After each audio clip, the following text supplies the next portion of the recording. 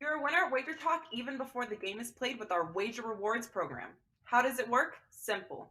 Earn wager rewards on every purchase made at WagerTalk and Sports Memo. Those wager rewards can be converted into wager bucks on the first of every month. There is no additional fee to participate, and no additional details are required outside your valid WagerTalk or Sports Memo membership. On the first of each month, 5% of your wager rewards will be converted to wager bucks, which are available to purchase on all future purchases. Doesn't it feel good to be part of a rewards program with no additional hoops?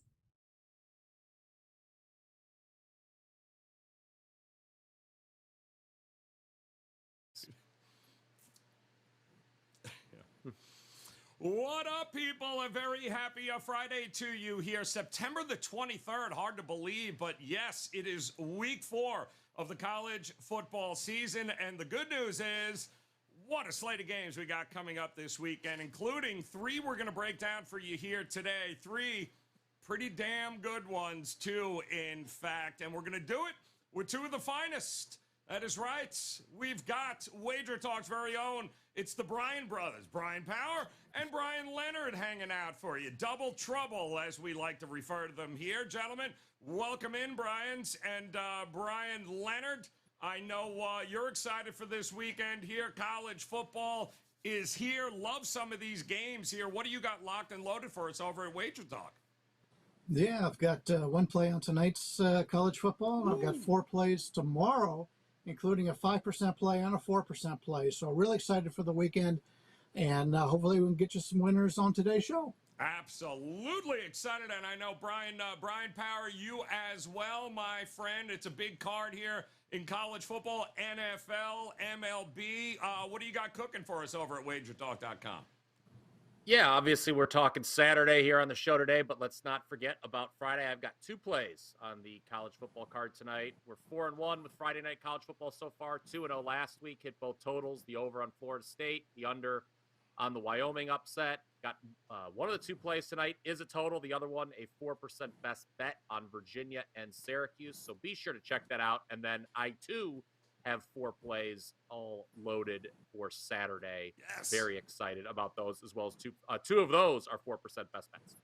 Ooh, all right. See, so we got a fun weekend ahead, and we're going to spend time talking about a couple of these games. A few of them are going to be out west, but why don't we start in the middle of the country, if we could, as K-State and OU getting ready to do battle. It's the Big 12, well, what the hell is going to be left of it? They might as well enjoy it while you can, because this is all going away.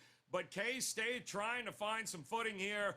OU laying almost 2 touchdowns here at an open. That's come down a hair. The total 53, 8 o'clock Saturday night. Bryan Leonard, what do you think with this new look Oklahoma team taking on K-State? A lot of the same in my regard, regardless of who's head coach and the way these teams are playing. You got to think Kansas State had a look ahead last week. They lose to Tulane 17-10. They're one of their biggest games of the season, if not their biggest game of the season. Obviously, Kansas is something they can actually look forward to this year, but Oklahoma is always a big game for them, and they've beaten Oklahoma 2 of the last 3 years. Even in a loss last year, they outgained Oklahoma in a 6-point loss, easily covering the spread. So you've got a coaching staff that's done very well against Oklahoma. I haven't seen too many things different out of this Oklahoma team from what they've done in the past. Oklahoma's looked real impressive against weaker teams, and despite outscoring the opposition thus far on an average of 42.3-10, the Sooners only have a first down edge of 74-67. Which tells me they've been winning with explosive plays. Well, the problem you've had with Oklahoma is the teams that they played aren't very good defensively. Not only is Kansas State the best defense that they've played, Kansas State traditionally has played very well against Oklahoma. So, after placing games against the UTEP, Kent State, and Nebraska, this is a big step up in defense here against Kansas State. We're seeing 13s out there now. They're starting to fade. I like Kansas State at 13 or better. If you can't get a 13 right now, we may as well wait a little bit tomorrow and see if we can get the public involved here. You don't want to get 12.5 if that's the best you can get right now, because it's really a dead number. So if we can get 13 with Kansas State, I like Kansas State. If it gets to 14, this will be on my card tomorrow. Yeah, and you got to think, Bryan Power, that yes, we're probably going to see some money come in before kickoff, possibly pushing this towards OU side even more. What do you think? Yeah, sure. As of right now, I think the number's pretty spot on, even with the Kansas State loss last week. Bryan mentioned it, 17-10 at home against Tulane. And he also talked about the closeness of the past meetings between these teams. 4 of the last 5 decided by 7 points or less. K-State, they have the 2 outright upsets, including the last time here in Norman, 38-35 as a 27-point dog. That was 2020. Oklahoma's 3 non-conference wins. Bryan touched on this a little bit. They've been by a combined 97 points. But who wants to bet the under in this game? I think I do. It seemed, I know that like the Sooners scored 100 points in the first half last week against Nebraska, but the under's 2-0-1 for them this season still. The push depends on your final number at UTEP in the season opener. Defense has been pretty good against, weak competition, obviously, but 30 points in 3 games, that's pretty good. And Kansas State's offense isn't great. Just 354 yards per game. Really stunk last week, quite frankly, in the loss to Tulane. Part of that was 1 for 5 on 4th down. Okay, you're not going to do that every game, but I'm not really envisioning a lot of early down success this week for the Wildcats. But on the bright side for them, they've allowed only 29 points in their 3 games, all of which have gone under. Under is how I am playing this one, Joe. Can't argue with that here at all. It should be an interesting battle between what was once the Big 12 teams, and boy oh boy is that going away in a hurry here, guys. K-State taking on OU. Now we head out west for a very interesting battle among a couple of Pac-12 powerhouses. What? Oregon State, yes, powerhouse right now. The Beavs taking on the Trojans. There's a joke in there somewhere, Bryan Power. We're looking at 5.5, 6 right now. The total at 70.5, 9:30 Eastern time on Saturday night. Boy, oh boy, do you trust the Trojans to go into Corvallis and whoop up on the Beavs? Well, no joke last year. Oregon State picked up its first win in the Coliseum since 1960, a 45-27 upset as 11-point dogs.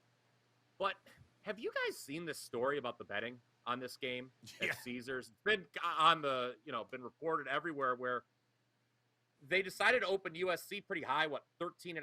That was higher than the rest of the market. Sharp money came flowing in on Oregon State. But when the sportsbook director says, so we put out a number to kind of attract Oregon State money, and it worked, that would have me very nervous about betting on the home dog here.